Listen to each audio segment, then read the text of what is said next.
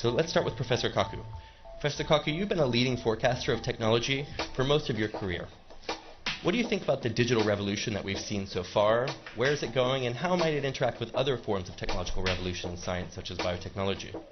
Well, in the coming years, computer chips will cost as little as a penny. That's cheaper than garbage, cheaper than scrap paper. So computer chips will be everywhere and nowhere, including our contact lenses. So when we put on our contact lenses and blink, we will go online. And who were the first people to buy internet contact lenses? College students taking final examinations. This means that my students will blink, and they will not have to memorize all the things I've been talking about. This is going to revolutionize education, because we cannot force students to memorize things that they can simply blink and get. And then if you feel sick, you will blink and see RoboDoc. RoboDoc is artificially intelligent, talks to you in plain English or Russian or whatever, speaks any language, accesses the entire internet for sound medical advice, almost for free. This is going to revolutionize the medical establishment. We'll still have doctors, but doctors will use RoboDoc as an aid. And if you're in a car accident in a foreign country, you don't speak the language, you'll talk to your wristwatch and talk to RoboLawyer. RoboLawyer understands the law in any country, in any language. In fact, I personally believe that artificial intelligence, the robotics industry, will eventually become bigger than the automobile industry of today, because your automobile will become a robot. You will talk to it. You will argue with it. You'll have discussions with your car about the best route to take. And when you want to park the car, you simply tell your car, park yourself. And the car parks itself. This is going to revolutionize urban economics when you don't have to worry about parking anymore. And then the next organ to be digitized is the brain. You may not know this, but 2 years ago, scientists were able to upload the first memories. Memories can now be uploaded and downloaded. This makes possible BrainNet. BrainNet could be the next step in the evolution of the internet.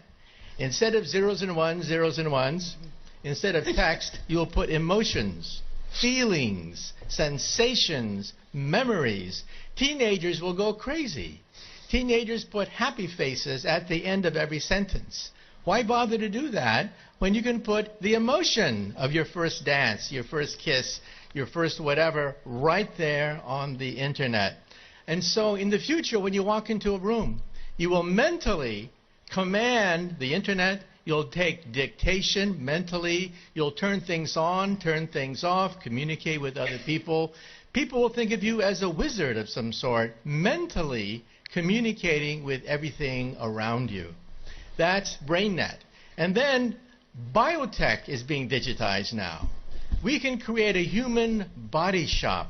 We can create from your own cells, so there's no rejection mechanism. We can create skin, bone, cartilage, noses, ears, blood vessels, heart valves, bladders, complete windpipes can be grown in the laboratory. The next organ to be grown, by the way, is the liver. So for all you alcoholics in the audience, take heart. We may be able to grow your next liver. So even the economy is now being digitized into something I call perfect capitalism. You see, capitalism is based on supply and demand. But you don't know who's cheating you when you buy something. You don't know what the profit margin is. In the future, your contact lens will scan everything in a store, tell you who's cheating you, tell you who has the best product, what is the profit margin on every single thing that you can scan with your contact lens. And so capitalism becomes perfect. Perfect supply and demand. This means that there are winners and losers. The losers will be middlemen. Because why did Amazon become so big? Why did Airbnb, why did Uber become so quickly so large? Because they digitized the middlemen. So I tell my friends, if you want to become a billionaire, take an industry. Take any industry. Write down all the places where there's friction, where there is middlemen, where there's obstruction, where there's frustration.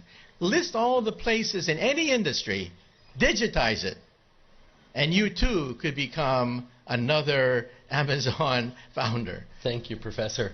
In good futurism, that is a future with both inspires and terrifies. So thank you.